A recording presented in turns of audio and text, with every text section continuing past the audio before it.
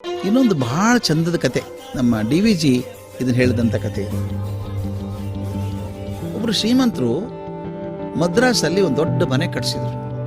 ಅರಮನೆ ಅಂತ ಮನೆ. ಎಲ್ಲ ವ್ಯವಸ್ಥೆ ಚಂದ ಮಾಡಿದ್ರು, ಅಲಂಕಾರ ಮಾಡಿದ್ರು. ಯಜಮಾನರಿಗೆ ಸೌಕರ್ಯಕ್ಕೆ ಏನೇನು ಬೇಕಾಗಿತ್ತು ಎಲ್ಲ ಅಲಂಕಾರಗಳನ್ನು ಮಾಡಿಕೊಂಡ್ರು.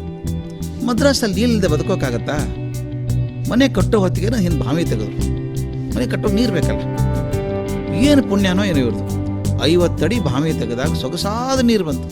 ಅದನ್ನು ಸಿಹಿ ನೀರು. ಸಂತೋಷ, ಖುಷಿ ಇದೆಯಾ? ಆ ನೀರಿತ್ತಲ್ಲ ಅಂತೇಳಿ ಮನೆ ಕಟ್ಸಿದ್ರು, ಸಂಭ್ರಮವಾಗಿದ್ರು. ಮನೆ ವರ್ಷದಲ್ಲಿ ಒಂದು 5-6 ವರ್ಷ ತುಂಬ ಚೆನ್ನಾಗಿ ಬದುಕಿದ್ರು ಜನ.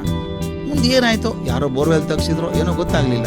ನಿಧಾನವಾಗಿ ಬಾವಿಯಲ್ಲಿ ನೀರು ಕಮ್ಮಿ ಆಗ್ತಾ ಬಂತು. ಮನೆಯವರು ಚಿಂತೆ ಆಯಿತು. ನೀರಿಲ್ಲದೆ ಮನೆಯಲ್ಲಿ ಹೆಂಗಿರೋಕ್ಕಾಗ್ತದೆ? 1-2 ವರ್ಷಗಳಲ್ಲಿ ಬಾವಿ ಪೂರ್ತಿ ಒಣಗಿ ಹೋಯ್ತು.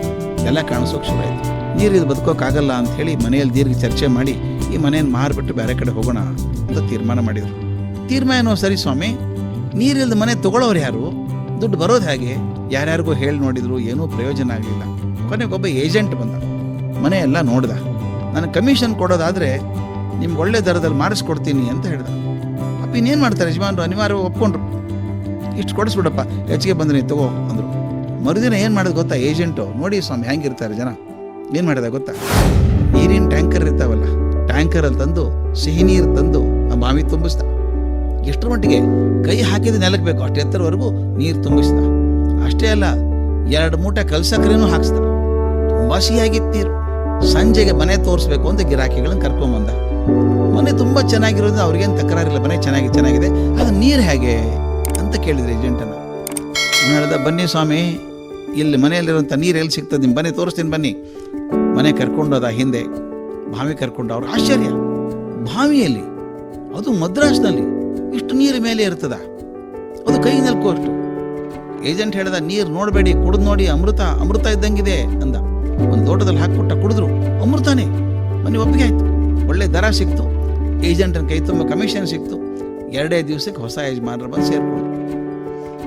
ಯಜಮಾನರು ಬರೋ ಹಿಂದಿನ ದಿವಸ, ಹೊಸ ಮನೆ ಯಜಮಾನರು ಬರೋ ಹಿಂದಿನ ದಿವಸ ಮತ್ತೆ ಇವ್ನು ನೀರು ಪೂರ್ತಿ ತುಂಬಿಸಿ ಅದಕ್ಕೆಲ್ಲ ಕಲ್ಸಕ್ರೆ ಹಾಕಿಟ್ಬಿಟ್ಟಿದ್ದ. 1 ವಾರ ಆಗೋ ಹೊತ್ತಿಗೆ ಬಾವಿ ನೀರು ಕೆಳಗಿಳಿತು. 10 ದಿವಸದಲ್ಲಿ ನೆಲ ಕಾಣಿಸ್ತು. ಯಜಮಾನರು ಗಾಬರಿಯಾಗಿ ಏಜೆಂಟನ್ನು ಕರೆಸಿದ್ರು. ಏನೋ ಬಾವಿ ನೋಡೋ, ನೀರಿತ್ತಲ್ಲೋ, ಹಿಂಗಾಗ್ತಲ್ಲ ಅಂದರು. ಅವನು ಬುದ್ಧಿವಂತ, ಇವ್ರಿಗಿಂತ ಗಾಬರಿ ಆದಂಗೆ ನಟನೆ ಮಾಡಿ, ಅಯ್ಯೋ ಸ್ವಾಮಿ, ಏನು ನಿಮ್ಮ ಕಾಲ್ಗುಣ? 16 ವರ್ಷಗಳಿಂದ ಅಮೃತದಂಗಿತ್ತಲ್ಲ ನೀರು, ನೀವು ಬಂದು ಬತ್ತಿ ಹೋತಲ್ಲ, ನೀವು ಬಂದಮೇಲೆ ಏನು ನಿಮ್ಮ ಕಾಲ್ಗುಣ, ಏನು ದೈವಾನು ಅಂತ ಅವ್ರಿಗಿಂತ ಹೆಚ್ಚು ಗೋಳಾಡ್ಬಿಟ್ಟ. ಅದನ್ನು DVG ಭಾಳ ಚೆಂದ ಹೇಳ್ತಾರೆ. ತುಂಬಿಸಿದ ನೀರು ಎಷ್ಟು ದಿನ ಬಂದಿತ್ತು ಅಂತ. ಒಳಗಿನಿಂದ ಚಿಲುಮೆ ಒಂದೇ ಸಲ ಉಕ್ತಾ ಇದ್ದರೆ ಅದು ಜೀವಂತ ಬಾವಿ. ಇದು ನೀರಿನ ಟ್ಯಾಂಕ್. ಅದು ನಮ್ಮ ಜೀವನವೂ ಅಷ್ಟೇ ಸ್ವಾಮಿ.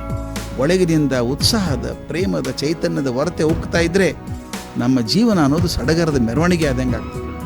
ಇಲ್ಲಿ ಅದು ಮತ್ತೊಬ್ಬರಿಗೆ ಏನು ಕೊಟ್ಟಿತ್ತ ಜೀವ? ಕೆಲವರು ಇರ್ತಾರೆ, ಅವ್ರಿಗೆ ಬೇರೆಯವ್ರು ಸದಾ ಉತ್ಸಾಹ ತುಂಬ್ತಿರ್ಬೇಕು, ಬೇರೆಯವ್ರು ತುಂಬಬೇಕು.